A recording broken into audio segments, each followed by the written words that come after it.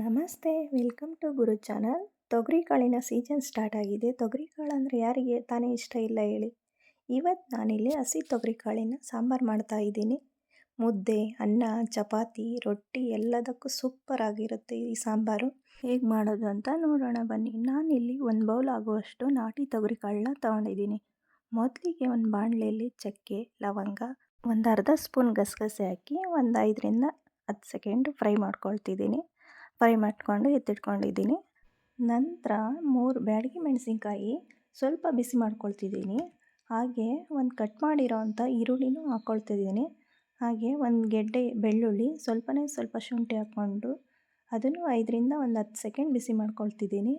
ಹಾಗೆ ಒಂದು ಅರ್ಧ ಬೌಲ್ ಆಗುವಷ್ಟು ಕಾಯಿ ತುರಿನ ಸೇರಿಸ್ಕೊಳ್ತಾ ಇದ್ದೀನಿ ನಾನಿಲ್ಲಿ. ಅದನ್ನು ಒಂದು ಸ್ವಲ್ಪ ಬಿಸಿ ಮಾಡ್ಕೊಳ್ಬೇಕು. ಅದು ಬಿಸಿ ಆದ ನಂತರ 1-2 ಸ್ಪೂನ್ ಧನಿಯಾ ಪುಡಿನ ಸೇರಿಸ್ಕೊಳ್ತಿದ್ದೀನಿ. ಹಾಗೆ 1 ಸ್ಪೂನಷ್ಟು ಅಚ್ಕಾರದ ಪುಡಿನೂ ಸೇರಿಸ್ಕೊಳ್ತಾ ಇದ್ದೀನಿ.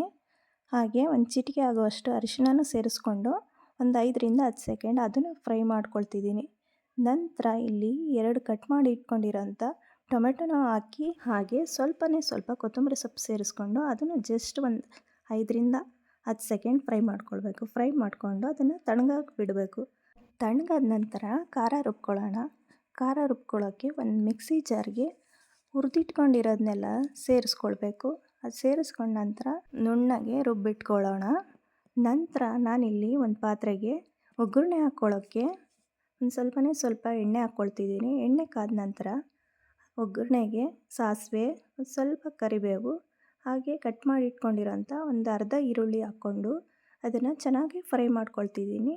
ನಂತರ ಈಗ ತೊಗರಿಕಾಳನ್ನ ಸೇರಿಸ್ಕೊಳ್ಳೋಣ. ಆ ತೊಗರಿಕಾಳನ್ನ ಸೇರಿಸ್ಕೊಂಡು 1-2 ನಿಮಿಷ ಚೆನ್ನಾಗಿ ಫ್ರೈ ಮಾಡ್ಕೊಳ್ಬೇಕು. ಹಸಿ ವಾಸನೆ ಎಲ್ಲ ಹೋಗೋವರೆಗೂ ಚೆನ್ನಾಗಿ ಫ್ರೈ ಮಾಡ್ಕೊಳ್ಬೇಕು. ಫ್ರೈ ಆದ ನಂತರ ರುಬ್ಬಿಟ್ಕೊಂಡಿರೋ ಖಾರನ ಈಗ ಸೇರಿಸ್ಕೊಳ್ಳೋಣ. ಸೇರಿಸ್ಕೊಂಡು ಚೆನ್ನಾಗಿ ಮಿಕ್ಸ್ ಮಾಡ್ಕೊಳ್ಳೋಣ. ನಮಗೆ ಸಾಂಬಾರಿಗೆ ಎಷ್ಟು ಬೇಕೋ ಅದುವಾಗೆ ಅಷ್ಟು ನೀರು ಹಾಕ್ಕೊಳ್ಳೋಣ.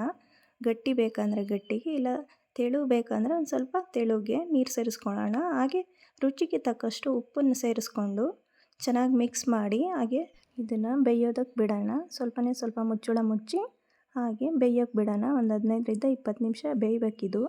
ನಿಮಗೆ ಬೇಗ ಆಗಬೇಕಂದ್ರೆ ಕುಕ್ಕರಿಗೆ ಇಟ್ಬಿಡಿ, ಬೇಗನೆ ಆಗುತ್ತೆ ಇನ್ನೂ ಫಾಸ್ಟಾಗಿ. ನಾನಿಲ್ಲಿ ಪಾತ್ರೆಯಲ್ಲಿ ಮಾಡ್ತಾ ಇರೋದ್ರಿಂದ ಒಂದು 15 ನಿಮಿಷ ಬೇಕಿದು. ಹಸಿ ತೊಗರಿಕಾಳಲ್ವ, ತುಂಬ ಬೇಗನೆ ಬೇಯುತ್ತಿದ್ದು. ಅದಕ್ಕೆ ನಾನಿಲ್ಲಿ ಪಾತ್ರೆಯಲ್ಲಿ ಇಟ್ಟಿದ್ದೀನಿ. ನೋಡಿ ಇನ್ನೇನು ಬೇಯೋ ಹಂತದಲ್ಲಿದೆ. ಇನ್ನೊಂದು 5 ನಿಮಿಷ ಬೇಯಿಸಿದರೆ ಆಗೋಗುತ್ತೆ ಸಾಂಬಾರು. ತುಂಬಾ ಚೆನ್ನಾಗಿರುತ್ತೆ ಈ ಸಾಂಬಾರಂತೂ. ನೀವು ಮನೇಲಿ ಒಮ್ಮೆ ಟ್ರೈ ಮಾಡಿ ನೋಡಿ. ಈ ವಿಡಿಯೋ ಇಷ್ಟ ಆಗಿದ್ದರೆ ಲೈಕ್ ಮಾಡಿ, ಶೇರ್ ಮಾಡಿ, ಸಬ್ಸ್ಕ್ರೈಬ್ ಮಾಡಿ. Thank you.